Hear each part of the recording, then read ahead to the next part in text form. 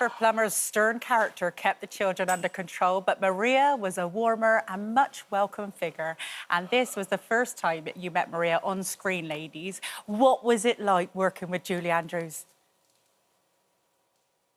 Go ahead, Ange. Well, morning, Deb. It was a great experience. We started off with our first scene that we shot was My Favorite Things. And we just fell in love with Julie right from the beginning. She was lovely to work with continually for the whole movie. So it was quite a pleasure, the whole production. Angela, you know, I can see you as a little girl, and I can tell that is you. Still now. White hair and all, right? We have the same face. It just gets a little older, I like to think. It's beautiful. So, Debbie, tell us about your memories of the audition process. Well, the audition for me, I remember arriving at 20th Century Fox Studios, and there was probably a couple hundred other kids there. And they asked me to sing, and the only song that I knew at the time was Do Re Mi. So I sang Do Re Mi. And then they said, go wait. And I waited like an hour, I think it was, as far as I can remember anyway. And they asked me to come back in, and they had me sing with a piano accompaniment. And I did that, and then that was it. I didn't hear back for a long time, like it seemed like a month or longer. And then I was called in, I want to say it was like right after the New Year, maybe. I don't know, I don't remember exactly, but they asked me to do a screen test, and after that, then they put us together. You know, I think Robert Wise had different families that he had chosen, 14 kids, and he kept mixing us up and trying to figure out what's the most likely family here. And I got lucky, very fortunate. Great. It's just, can you believe that even to this day, people are still talking about this film? It's unbelievable. Well, we knew it was 60 years. Go ahead. Oh, Deb? no, I was just going to say, it's hard to believe that it's 60 years. How can that be? I know, especially since we're only 40. I know, it's weird.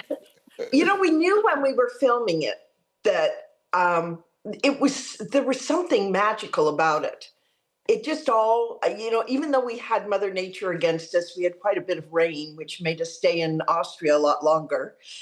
We knew that there was some magic in this show. Julie was not a star at the time. She had done Mary Poppins. She was a star on Broadway, but not in movies. And so it was a very iffy for 20th, you know, to take a chance on her carrying this movie. But she was nominated for Mary Poppins while we were in Salzburg. And it was, you know, it would just seem to all come together. I think Robert Wise did a great job of casting it. I was going to ask that, Angela, because obviously we look back at it now as a classic from our childhood, but at the time, it wasn't like you said, it wasn't like Julie was this like massive star. So it wasn't like a banker. It wasn't a home run that this film was going to be as successful both commercially and critically as it was, right? As a matter of fact, 20th put all of its chips in on this movie because it had quite a lot of expenses, I think, from a mega film they had made before this. And I guess they got the dailies back, and they must have been pretty excited about what they saw. Yeah. It kind of got them out of a hole, and for all these years, it's held its own. Yeah, absolutely. Amazing. And Angela, Julie actually taught you all the songs from Mary Poppins as well, didn't she? Yes, she did. And that's when we kind of fell in love with her. She was like our Fräulein, you know. She taught us songs. We danced between takes. She was just embraced us all, and I think it really shows in the film. And is it true you can sing supercalifragilisticexpialidocious? Yes, I said it backwards. Very good. Yes, docious alexballisticfragilcalorupus. That's how she talks to us. That is impressive. And I'll never forget it. Debbie, what are your memories of being on set with Christopher Plummer and Julie Andrews? Well, like Angela said, Julie Andrews was wonderful. She embraced us as if she were our own nanny. Christopher Plummer, on the other hand, was very cool, Yeah. kind of standoffish and sort of authoritative. So we feared him a little bit, like we were supposed to. And there you go. That was the look we got from him when we were on the set a lot of times. He kind of kept to his own, and she hung out with us. Yeah. And Debbie, you were only, were you 7 at the time of filming? And your was. tooth fell out, didn't it? Actually, a total of 8 teeth fell out during the process. So every time I lost a tooth, I had fake teeth, and they would just add a tooth until towards the end I had, it was like a retainer. Oh. So it was like dentures. I had top and bottom. But one thing that wasn't faked was the Austrian landscape. I mean, because you look at that now, and people often say, "Oh, it's it's the CGI, or it's just like background and or whatnot." But that was, Angela, that was just the beautiful Alps, right? It was, and it looks like that to this day. I lead a tour every year, and we go to all the locations, and I talk about my memories and stuff in Salzburg. I'll be doing that again in April, and every time I go back, it's like picking up where I left off. Everything looks exactly the same. If there's one thing they have kept, it's the beauty of Salzburg, and it is a beautiful city, and nothing was CGI. I don't even think people were dreaming about CGI when we made the movie. Yeah, of course. Today they can create whole cities in CGI, but nope, it was real. Every moment and every bit of it. I was They honestly didn't have taken steady back when I cams heard that either. today. I honestly thought that was all CGI until today. Like, yeah, lovely. Fake, yeah. And No, you it's go back lovely. you go back to Austria every year, don't you, Debbie, to do the Sound of the Music tours? I don't go every year, but I go as often as I can, and it's not necessarily to do the tour.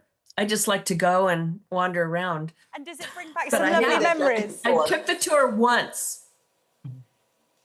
And does it bring back lovely memories every time you go back? Is it really nostalgic?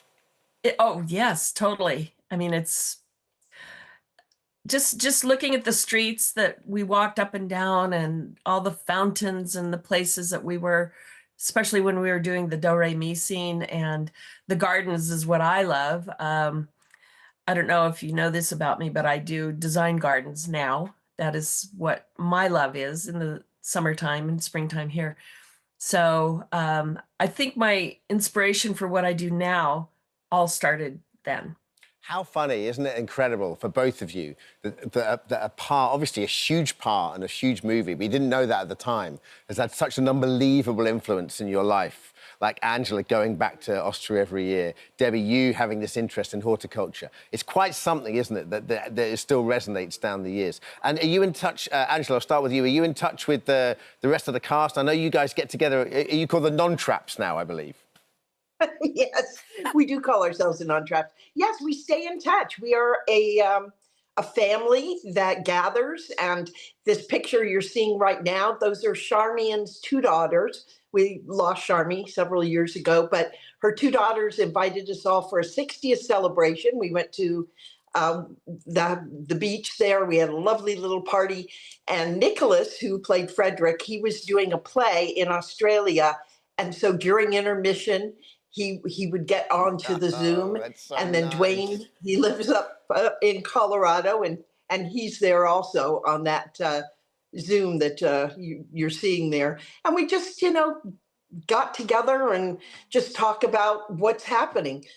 And that other picture is about where we're signing our book, the Sound of Music Family Scrapbook, which has our memories and our memorabilia in it. And that's still available. That's on my website too. I sign them. So yeah, we stay together. We are a family that has always stayed together. Yeah. And what do your grandchildren think of it? Are they transfixed whenever they see the film? Well, yes, Debbie has 9 grandchildren to introduce to the movie. I have 5, and they love it. They sit, transfixed. Do Re Mi has captured so many people's hearts. Everybody knows the words, and everybody can sing it, and sing it with their grandkids. And schools, I'm always told they're doing the play in schools. So it never goes away. It's just an evergreen show. How lovely. How lovely to be part of something so, so special. Yeah, it is neat. We're very blessed. We talk about that. All of us have truly loved being a part of this iconic movie. So I've been celebrating it. I created an Edelweiss collection of jewelry. I love the Edelweiss. Angela, yeah, you're smashing it on the marketing, Angela. I'm loving this. Angela and Debbie, thank you so much. Thank you. Debbie's gardens are available as well. If you need a garden there, then you know exactly who to contact. Thank you, guys. Yes. Take care. I hope to see you in the flesh one day. Thank you so much for visiting our This Morning YouTube channel. We upload new content every single day, so go ahead and hit that subscribe button, and we'll see you in the morning.